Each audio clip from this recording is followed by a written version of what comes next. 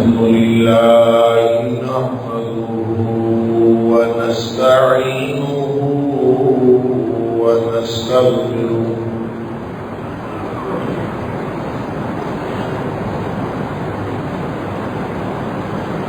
الحمد لله نحمده ونستعينه ونستغفره ونؤمن به ونتوكل عليه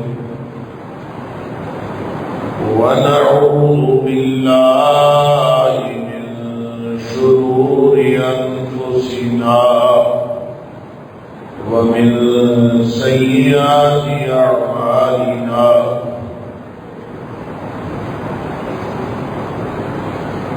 من يهده الله فلا مضل له ومن يضلل فلا هادي له وأشهد أن لا إله إلا الله وحده لا شريك له وأشهد أن محمدًا عبده ورسوله صلى الله عليه وسلم أرسله بالحق بشيرا ونذيرا بين يدي الساعة فمن يطع الله ورسوله فقد رشد واهتدى ومن يعص الله ورسوله فقد ضل ضلالا فإنه لا يضر إلا نفسه ولا يضر الله شيئا نسأل الله ربنا أن يجعلنا ممن يطيعه ويطيع رسوله ويتبع رضوانه ويجتنب سخطه فإنما نحن به وله أما بعد فإن خير الحديث كتاب الله وخير الهدي هدي محمد صلى الله عليه وآله وسلم وشر الأمور محدثاتها وكل محدثة بدعة وكل بدعة ضلالة وكل ضلالة في النار فأعوذ بالله السميع العليم من الشيطان الرجيم من همزه ونفخه ونفثه بسم الله الرحمن الرحيم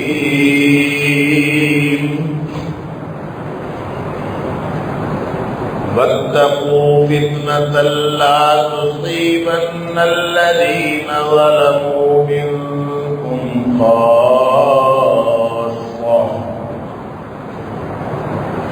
واعلموا أن الله شديد العقاب اور بچ جاؤ اس فتنے سے جو صرف تم میں سے ظالم لوگوں کو خاص طور پر نہیں پہنچے گا بلکہ ہر ایک کو پہنچے گا. اور جان رکھو بے شک اللہ تعالیٰ بہت سخت پکڑ والا ہے. صدق اللہ العظیم۔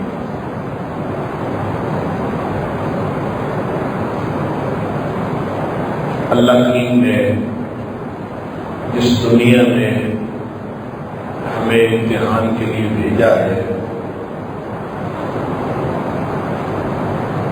اس میں جیسے جیسے وقت گزرتا جا رہا ہے فتنوں کی تعداد اور فتنوں کی نوعیت میں اضافہ ہوتا چلا جا رہا ہے۔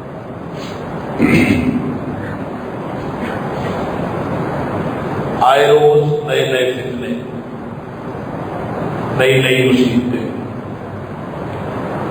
اور بعض ایسی ہیں جس کے بارے میں نبی پاک صلی اللہ علیہ وسلم نے پہلے ہی متنبع فرما دیا تھا کہ یہ اس طرح کے معاملات ہوں گے اور اس سے بچ جانا چاہیے۔ اور بعض عمومی فتنے جن کے بارے میں نبی پاک صلی اللہ علیہ وسلم نے خاص طور پر تو کوئی بات نہیں ارشاد فرمائی، لیکن عمومی طور پر فرمایا کہ بہت سارے فتنے ہوں گے۔ جیسے ایک حدیث میں نبی پاک صلی اللہ علیہ وسلم نے فرمایا کہ جب فتنوں کا ظہور ہوگا تو یکے بعد دیگرے اس طرح فتنے آنا شروع ہوں گے جس طرح تسبیح کے دانے، تسبیح کا دھاگا ٹوٹ جائے تو اس کے دانے یکے بعد یکے بعد دیگرے گرنا شروع ہو جاتے ہیں، اسی طرح سے فتنے تمہارے اوپر آنا شروع ہو جائیں۔ یا پھر نبی کریم صلی اللہ علیہ وسلم نے ایک دن آپ مدینے کی کسی بلند جگہ پہ کھڑے تھے، راوی کہتا ہے اشرف النبی صلی اللہ علیہ وسلم علی اوم من آباب المدینہ، مدینہ کی جو بلند جگہ ہیں یا ٹیلے ہیں ان میں سے کسی ایک ٹیلے پر نبی پاک صلی اللہ علیہ وسلم کھڑے تھے، بلند جگہ پر کھڑے تھے، جیسے کسی ٹیلے پر یا کسی پہاڑی پر کھڑے ہو سے آبادی نظر آ رہی ہے۔ آپ نے پوچھا ترون ما ارى، میرے صحابہ مجھے بتاؤ کہ جو میں دیکھ رہا ہوں کیا تم لوگ بھی دیکھ رہے ہو؟ اترون ما ارى، جو مجھے نظر آ رہا ہے کیا تمہیں بھی نظر آ رہا؟ صحابہ نے عرض کیا اللہ کے رسول صلی اللہ علیہ وسلم ہمیں تو نظر نہیں آ رہا۔ نبی کریم صلی اللہ علیہ وسلم نے فرمایا انی لأری الفتن، میں فتنوں کو دیکھ رہا ہوں، یا فرمایا المواقع الفتن، فتنوں کے گرنے کی، فتنوں کے وقوع پذیر ہونے کی جگہ میں دیکھ رہا ہوں، خلال بیوتکم، جو تمہارے گھروں کے اوپر گر رہے ہیں اس طرح سے فتنے وقوع پذیر ہو رہے ہیں۔ فرمایا کمواقع القطر یا کواقع القطر، جس طرح بارش اترتی ہے اور بارش نازل ہوتی ہے تو اس کے قطروں کو گنا نہیں جا سکتا، اس طرح تمہارے اوپر فتنے نازل ہو گئے۔ اب کتنے فتنے نازل ہوں گے، کب کب ہوں گے، کیا کیا ہوگا؟ اسی لیے محدثین کرام نے ایک دور کو دور فتن قرار دیا کہ قرب قیامت ایک فتنے کا دور ہوگا۔ اب وہ فتنے کا دور کب ہے، کب سے شروع ہوتا ہے، یہ اللہ کو معلوم ہے۔ ویسے تو فتنے اس وقت سے شروع ہو گئے جب نبی پاک صلی اللہ علیہ وسلم اس دنیا سے تشریف لے گئے اور فتنے شروع ہو گئے۔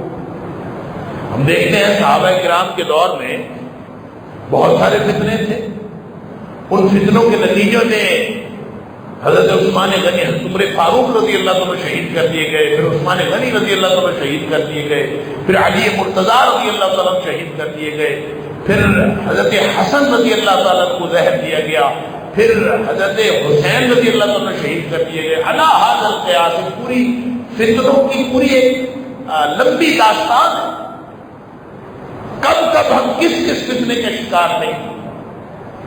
لیکن خاص طور پر جو دور فتن کی بات نبی کریم صلی اللہ علیہ وسلم نے فرمایا کہ بہت سارے فتنے آئیں گے، اس میں ہمارے لیے ایک راہ عمل راہ نجات بتائی ہے کہ تمہیں کیا کرنا۔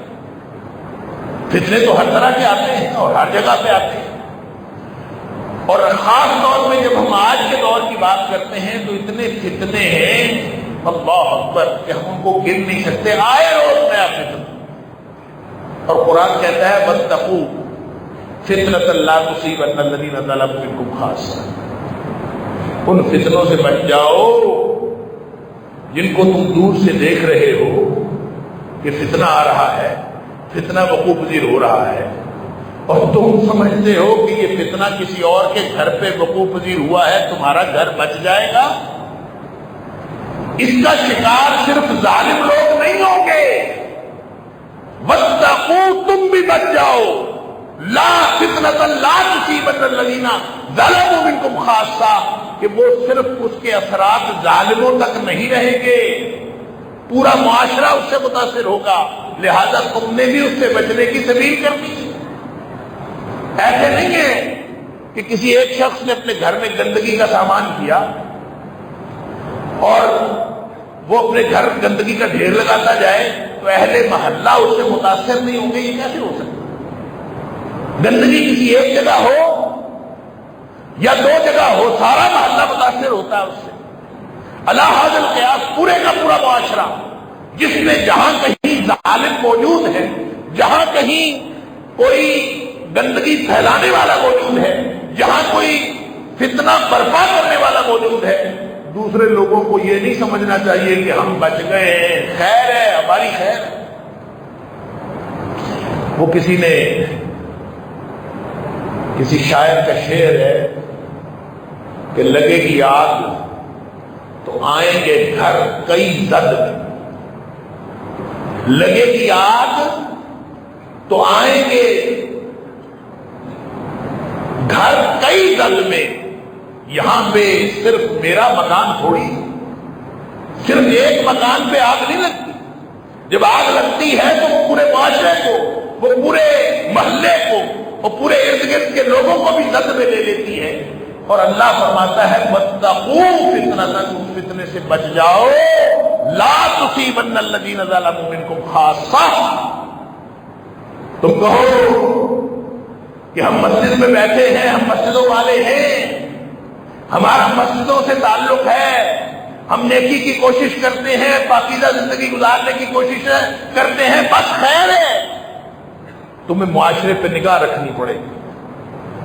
اگر تم نے فتنے سے بچنا ہے تمہیں معاشرے کے اوپر نگاہ رکھنی پڑے گی کہ اس معاشرے کے اندر کون کون سے فتنے کس کس طرح سے سر اٹھا رہے ہیں۔ اللہ اکبر۔ اور ان فتنوں کے جواب میں کیا تم نے کوئی حکمت عملی بنائی ہے؟ تو اللہ فرماتا ہے واتقوا، ان سے بچ جاؤ۔ تو کیا بچنے کی کوئی حکمت عملی ہے؟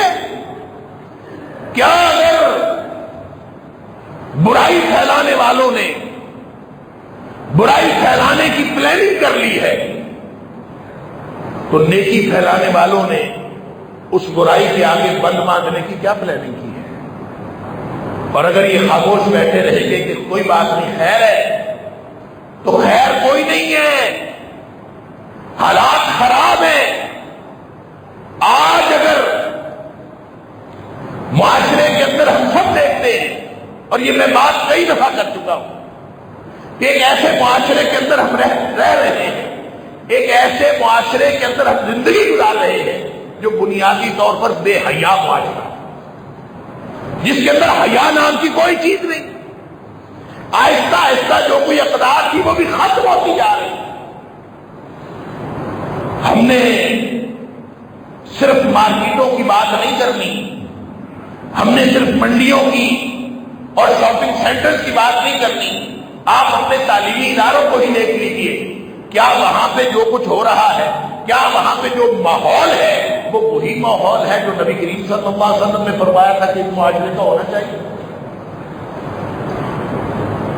یعنی فتنے پہ فتنہ، ایک تو یہ فتنہ جو بے حیائی کا فتنہ ہے، جو عریانی کا فتنہ ہے، جس کے اندر ہمارے بچے بچیاں، ہمارے بیٹے بیٹیاں، ہماری اولادیں وہ اس طرح کے کپڑے پہن کر، اس طرح کے لباس پہن کر اس طرح کا باہمی انٹریکشن کرتے ہیں کہ پورے معاشرے کو شرم آنی چاہیے، لیکن ہماری شرم پتہ نہیں کہاں چلی گئی ہے، ہم سب اجتماعی طور پر بے شرم ہو گئے۔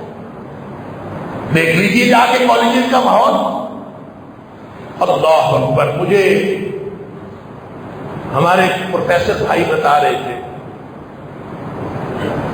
کہ لڑکیوں کے داخلے لڑکوں کے کالج میں بھی ہوتے ہیں، تو لڑکیوں کے داخلے اسی مضمون میں لڑکیوں کے کالج میں کم ہوتے ہیں اور لڑکوں کے کالج میں زیادہ ہوتے ہیں۔ میری بات سمجھیں، وہی مضمون ہے، وہ لڑکیوں کا کالج بھی قریب ہے، لڑکوں کے کالج میں داخلے 40 ہیں اور لڑکیوں کے کالج میں لڑکیوں کے داخلے، یعنی وہ کہتے ہیں ہمارے پاس داخلے ہوئے ہیں 50 میں سے 40 لڑکیاں ہیں، 10 لڑکے بوائز کالج، میل کالج میں، جبکہ اس کے قریب گرلز کالج موجود ہے، وہی سبجیکٹ موجود ہے، وہی مضمون موجود ہے، لیکن وہاں پہ داخلے کتنے ہوئے ہیں لڑکیوں کے؟ 5، وہاں پہ 5 داخلے ہوئے، ادھر 40۔ کیا اٹریکشن ہے، تشویش کیا ہے، کس چیز نے مجبور کیا کہ بوائز کالج میں جا کے داخلہ لینا ہے؟ پھر کل چلا کوئی واقعہ ہو جائے تو پھر سارا معاشرہ جو ہے وہ مجرم ڈھونڈتا ہے۔ مجرم کون ہے؟ مجرم ہم خود ہیں۔ جب ہماری بچی گرلز کالج کو چھوڑ کر بوائز کالج کے اندر جہاں کو ایجوکیشن ہے وہاں داخلہ لینا چاہتی ہے اور ہم اس کو اجازت دے دیتے ہیں، ہم خود مجرم۔ ہمیں نہیں سمجھ آتی کہ بچی کو کیا اٹریکشن ہے۔ جوان بچیاں کسی ایسے کالج میں داخلہ لینا چاہتی ہیں جہاں لڑکے بھی ساتھ پڑھتے ہیں، تو کیا خیال ہے ان کی دلچسپی کس چیز میں ہے؟ ہم مر گئے ہیں، ہماری عقل اتنی ختم ہو گئی، یا پھر ہم بے حیا ہو گئے ہیں، ہمیں سمجھ نہیں آتی۔ انا للہ و انا الیہ راجعون۔ علی ھذا القیاس پورا معاشرہ، اور پھر کپڑے کہ پتہ کیسے پہنتی، جس کے بارے میں نبی کریم صلی اللہ علیہ وسلم نے اس وقت فرما دیا تھا، صنفان من اہل النار، صنفان من امتی من اہل النار۔ نبی کریم صلی اللہ علیہ وسلم فرمایا تھا میری امت کے 2 گروہ جو ہے جہنمی ہیں، میری امت کے 2 گروہ جہنمی۔ اللہ اکبر۔ اس میں سے ایک گروہ کون سا ہے؟ نساء، ایک عورتوں کا گروہ ہے، ایک مردوں کا۔ نساء ایسی عورتیں عاریات، جو کاسیات عاریات، وہ عورتیں جو لباس پہننے کے باوجود برہنہ نظر آتی، کپڑے پہنے ہوتے ہیں، کوئی آدمی یہ اعتراض نہیں کر سکتا کہ انہوں نے کپڑے نہیں پہنے، کپڑے پہنے ہوتے ہیں لیکن کپڑے پہننے کے باوجود برہنہ ہوتی ہیں۔ قربان جائیے نبی اکرم صلی اللہ علیہ وسلم کی ڈسکرپشن کے، کس طرح سے ڈسکرائب کیا ہے اس بے حیائی کو جو آج دور فتن کے اندر ہم دیکھ رہے ہیں۔ کاسیات عاریات مائلات ممیلات، کپڑے پہنے ہوئے ہیں، کپڑے پہننے کے باوجود برہنہ ہے۔ کیا مطلب؟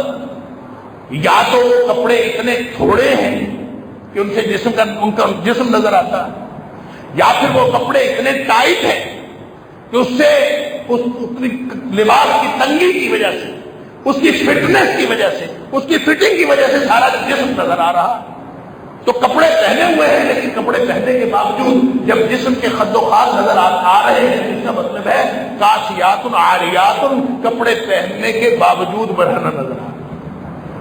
اللہ مائلات ممیلات، خود بھی مائل ہوتی ہیں، دوسروں کو بھی مائل کرتی ہیں۔ یعنی ایسا نہیں ہے کہ دوسرے مائل ہوتے ہیں، خود بھی ہوتی ہیں، خود مائل ہوتی ہیں، دوسروں کو مائل کرتی ہیں، خود مائل ہوتی ہیں۔ کیا ماحول ہے؟ اب آپ جا کے دیکھ لیجئے، میں ایک تعلیمی ادارے میں پڑھاتا ہوں، میری ساری زندگی ہائر ایجوکیشن میں گزری ہے، اور ہائر ایجوکیشن بھی وہ جس میں کو ایجوکیشن ہے۔ آپ جا کے دیکھ لیجئے، لڑکے لڑکیوں کو متاثر کرنے کے لیے اور لڑکیاں لڑکوں کو متاثر کرنے کے لیے کیا کیا کچھ پاپڑ بیلتے. اور پھر جب سے پرائیویٹ یونیورسٹیاں بنی ہیں اور پرائیویٹ کالجز بنے ہیں وہاں تو انتہا ہو. پرائیویٹ کالج یا پرائیویٹ یونیورسٹی والے کا چاہے وہ تحریک اسلامی سے تعلق رکھتا ہو، چاہے وہ بڑے بڑے نام جو تحریک اسلامی کے ہیں ان کی اولادوں میں سے ہو، جس نے پرائیویٹ یونیورسٹی یا پرائیویٹ کالج بنایا اس نے کاروبار کے لیے بنایا. اس کا کاروبار متاثر ہوتا ہے. اگر وہ وہاں پابندیاں لگاتا ہے اس کا کاروبار متاثر ہوتا ہے. اس بات سے قطع نظر کہ وہ کون ہے، وہ چاہے اس کی بیک گراؤنڈ ساری کی ساری تحریک اسلامی سے تعلق رکھتی ہے، لیکن اب اس کا کاروبار ہے، یہ انڈسٹری ہے، یہ اسکول پرائیویٹ، یہ پرائیویٹ کالجز، یہ پرائیویٹ یونیورسٹیاں، یہ ساری کی ساری انڈسٹری کاروبار ہے. اور جا کے دیکھ لیجیے وہ کاروبار کیسے کر رہے ہیں. اس کاروبار میں جس وجہ سے ان کا کاروبار متاثر ہوتا ہے وہ کبھی اس کو برداشت نہیں کرتے. لہذا اگر وہ پابندیاں لگانا شروع کر دیں بچوں کے اوپر تو ان کا کاروبار کیسے چلے گا؟ یہ وجہ ہے، یہ مجبوری ہے، وہ کوئی پابندی نہیں لگاتے. لہذا اس کے ذریعے سے نساء کاسیات عاریات مائلات ممیلات، اور پھر ایک اور نشانی نبی کریم صلی اللہ علیہ وسلم نے فرمایا رؤوسہن، ان کے جو سر ہیں وہ اس طرح سے ہیں کأنہن أسنمة الإبل، جیسے اونٹوں کی کوہانیں ہوتی ہیں نا، اونٹوں کی کوہان کی طرح ان کے سر. کیا مطلب؟ بال اس طرح سے بنائے ہوئے ہیں، کسی کے اس طرف کو لٹکے ہوئے بال ہے، کسی کے اس طرف کو لٹکے ہوئے بال ہے. یہ بالوں کی خاص جو بناوٹ ہے اس کی طرف اشارہ. اللہ اکبر. یہ مارکیٹوں کا حال ہو یا یہ تعلیمی اداروں کا حال ہو یا ہمارے گھروں کا حال ہو یا ہماری گھروں کی خواتین کا حال ہو، یہ جہاں بھی جس جگہ بھی جیسا بھی حال ہے، یہ فتنہ صرف ان گھروں کا نہیں ہے، یہ فتنہ پورے معاشرے کا ہے. ہمارا گھر بچ نہیں سکتا. واتقوا فتنة لا تصيبن الذين ظلموا منكم خاصة، بچ جاؤ اس فتنے سے جو صرف ظالموں کو اپنی لپیٹ میں نہیں لے گا بلکہ سب کو اپنی لپیٹ میں لے گا. تم بھی بچو گے نہیں. اس فتنے سے بچ جاؤ، تمہارا گھر بھی اس فتنے سے بچے گا نہیں. ہم مطمئن ہو کے بیٹھ جاتے ہیں کہ ہمارا گھر تو ٹھیک ہے، اوپر سے ہمیں بتانے والوں نے بتا دیا. اپنے آپ کو ٹھیک رکھیں بس. مذہب پرائیویٹ معاملہ ہے، ہر شخص کی پرائیویٹ زندگی ہے، کسی کو چھیڑنے کی ضرورت نہیں. بس اپنا اپنا معاملہ ٹھیک رکھو. ہمیں ایسی کوئی نشے کی بوتل پلائی ہے یہ کہ کسی کو کچھ نہیں کہنا، کسی سے بات نہیں کرنی. ہمارا اپنا معاملہ ٹھیک ہونا چاہیے، کسی اور کے ساتھ کوئی معاملہ نہیں ہونا چاہیے. تو ساری قوم سست ہو کے ایسی سوئی ہوئی قوم ہے کہ کسی کو کسی بات پر کوئی اعتراض ہی نہیں. پھر جب اعتراض پیدا ہوتا ہے تو پھر لوگ چیختے ہیں ہمارے ساتھ یہ کیا ہو گیا. نبی اکرم صلی اللہ علیہ وسلم نے فرمایا وہ جو خواتین ہیں، چاہے وہ تعلیمی اداروں میں ہیں، چاہے مارکیٹس میں ہیں، چاہے گھروں میں ہیں، چاہے گھروں کا ماحول ایسا ہے، اللہ تعالیٰ ہم سب کو معاف فرمائے. فرمایا لا یجدنا لا یدخلن الجنہ، وہ کبھی جنت میں داخل نہیں ہوں گی. ایسی ساری کی ساری خواتین وہ جنت میں داخل نہیں ہوں گی. ولا یجدن ریحھا، اور وہ اس جنت میں داخلے تو دور کی بات ہے، جنت کی خوشبو بھی نہیں پائیں گی. جنت کی خوشبو بھی نہیں پائیں. حالانکہ اس کی جو خوشبو ہے وہ مختلف احادیث میں آتا ہے. کسی میں آتا ہے 70 سال کی مسافت سے اس کی خوشبو جو آئے گی جنت کی خوشبو. کسی میں آتا ہے 500 سال کی مسافت سے اس کی خوشبو آئے گی. لیکن جو اس طرح کی بے حیائی پھیلانے والی خواتین ہیں ان کو جنت کی خوشبو بھی نہیں آئے گی. اور لوگ وہ ہیں جو مرد وہ ہیں جو ظلم کرنے والے ہیں. اللہ اکبر.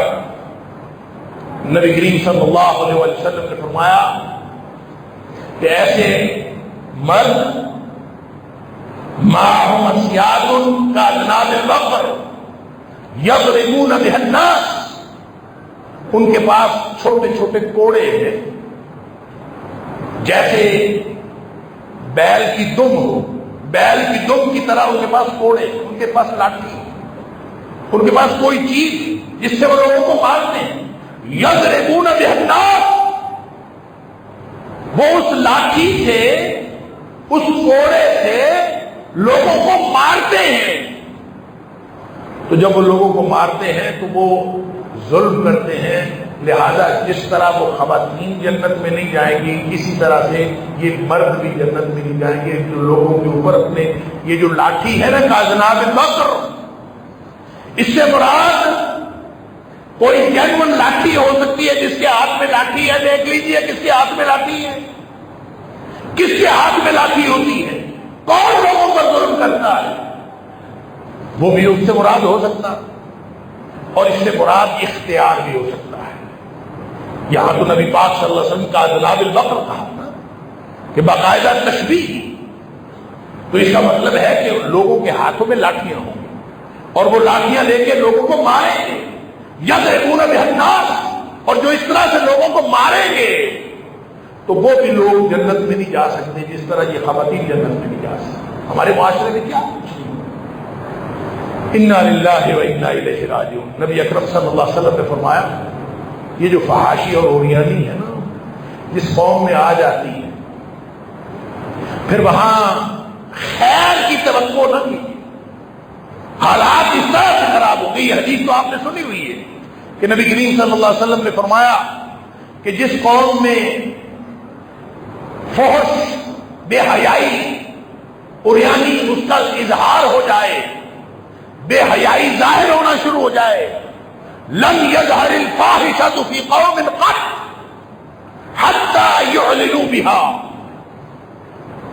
معاشرے کے اندر بے حیائی اس طرح سے پھیل جائے کہ لوگ اس کو بے حیائی سمجھے ہی نہ، لوگ اس کو بے حیائی سمجھے.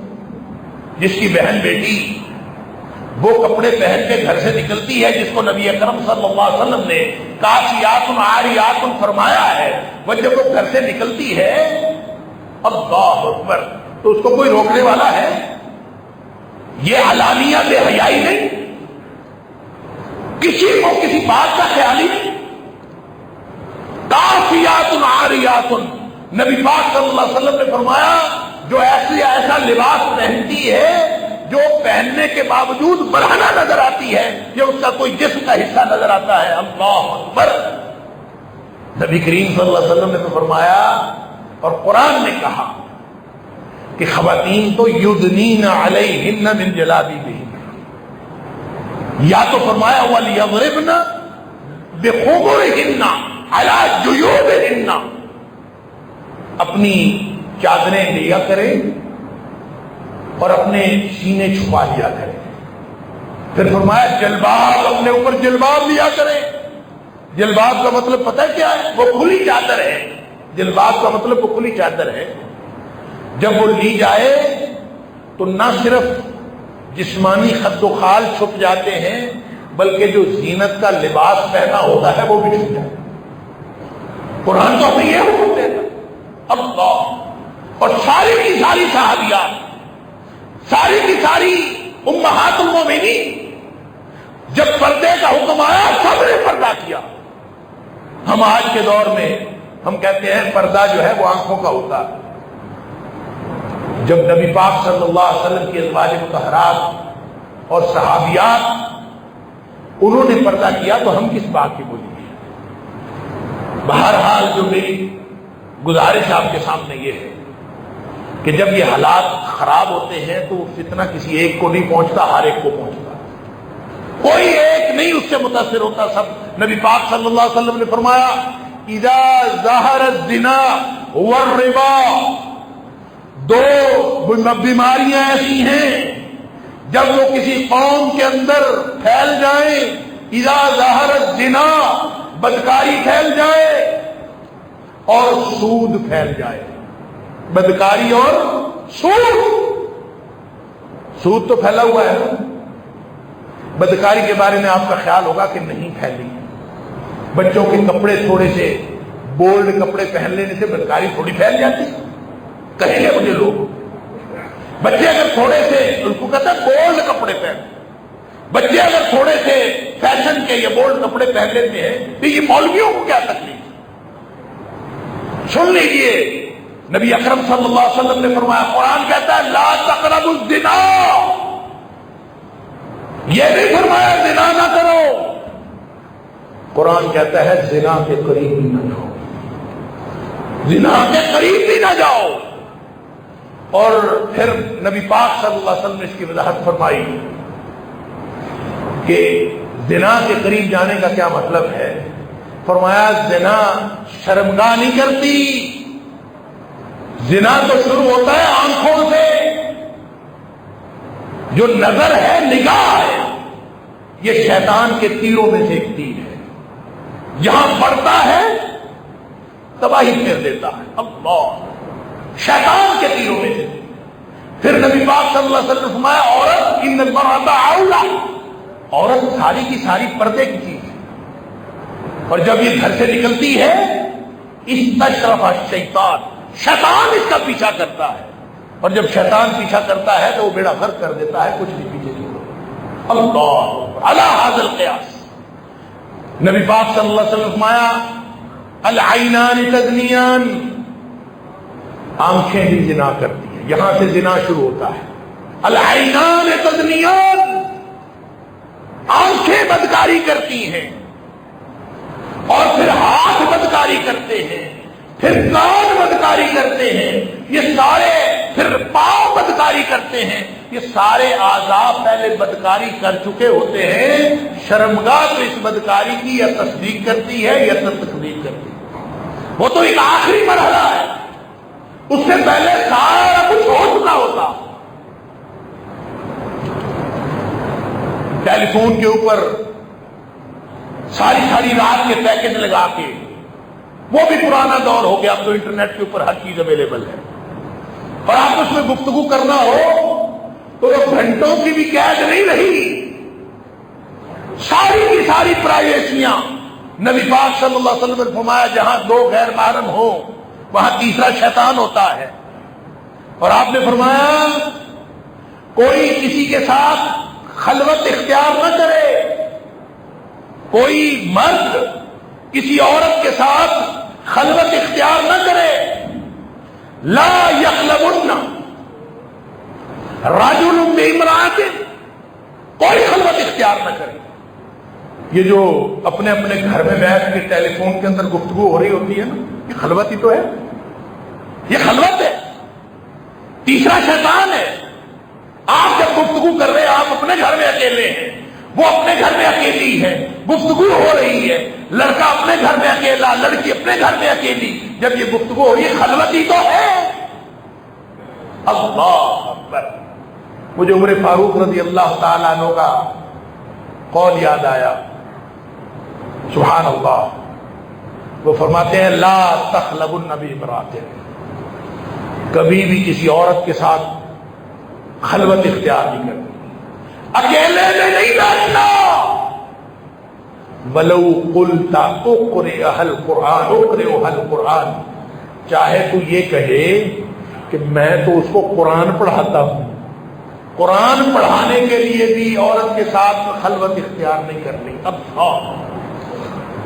بڑے عجیب تین قول ہیں عمر فاروق رضی اللہ تعالیٰ. لا تخلون بامرأۃ, کسی عورت کے ساتھ خلوت اختیار نہ کرنا. ولو قلت اقرئ القرآن, چاہے تو یہ کہے کہ میں تو قرآن پڑھا رہا تھا, قرآن پڑھانے کے لیے بھی کسی غیر محرم عورت کے ساتھ خلوت اختیار نہیں کرنا. پھر کہتے ہیں ولا تدخلن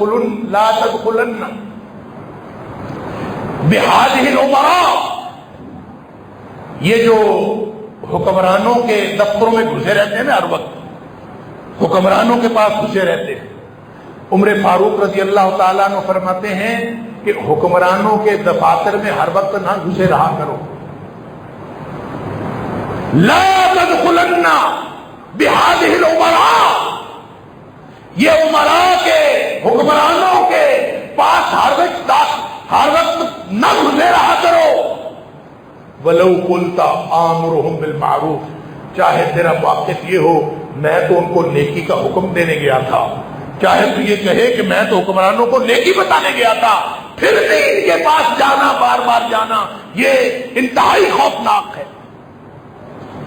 اور ایک تیسری بات عمر فاروق رضی اللہ تعالیٰ عنہ فرماتے ہیں لا تصلن عاقا. سبحان اللہ. وہ کہتے ہیں کہ فإنه لن يصلك فقد قطع أباه. جو شخص ماں باپ کا نافرمان ہے، جو شخص لا تصلن عاقا، جو ماں باپ کا نافرمان ہے اس کو کبھی دوست نہ بنانا، اس لیے کہ جو ماں باپ کا نہیں بنا وہ کبھی تمہارا نہیں بن سکتا. لا تصلن عاقا، کبھی ماں باپ کے نافرمان کو دوست نہ بنانا، اس لیے کہ فإنه لن يصلك فقد قطع أباه. جس نے اپنے ماں باپ چھوڑ دیے تو اس کے سامنے کیا چیز ہے؟ یہ وہ پیرامیٹرز ہیں، یہ وہ حکمت کی باتیں ہیں جو عمر فاروق رضی اللہ تعالیٰ عنہ نے شریعت سے سیکھی اور ہمیں بتائی. کہنے کی بات یہ ہے، میں چند حدیثیں آپ کے سامنے رکھنا چاہتا تھا کہ کرنے کی بات کیا ہے، ہمیں کرنا کیا ہے. ایک طرف بے حیائی ہے اور ایک طرف افواہوں کا بازار گرم ہے، فتنے پہ فتنہ، سمجھ نہیں آتی کیا کریں. نبی اکرم صلی اللہ علیہ وسلم نے فرمایا کفا بالمرء اثما ان يحدث بكل ما سمع. آدمی کے گنہگار ہونے کے لیے اتنا ہی بات کافی ہے کہ وہ جو سنے آگے پہنچا دے. حالات اتنے خراب ہیں، کوئی پتہ نہیں چلتا معاشرے میں کون سچ بول رہا ہے کون جھوٹ بول رہا ہے. سارا کچھ ملغم ہوا پڑا ہے، سمجھ نہیں آتی، سچا جھوٹا بن گیا، جھوٹا سچا بن گیا. وہ حدیث میں نے آپ کے سامنے رکھی. اللہ تعالیٰ مجھے اور آپ کو، ہم سب کو کتاب و سنت سمجھنے اور عمل کرنے کی توفیق عطا فرمائے. دو مزید احادیث میں آپ کے سامنے رکھنا چاہتا تھا انشاءاللہ بشرط زندگی اور بشرط توفیق الہی.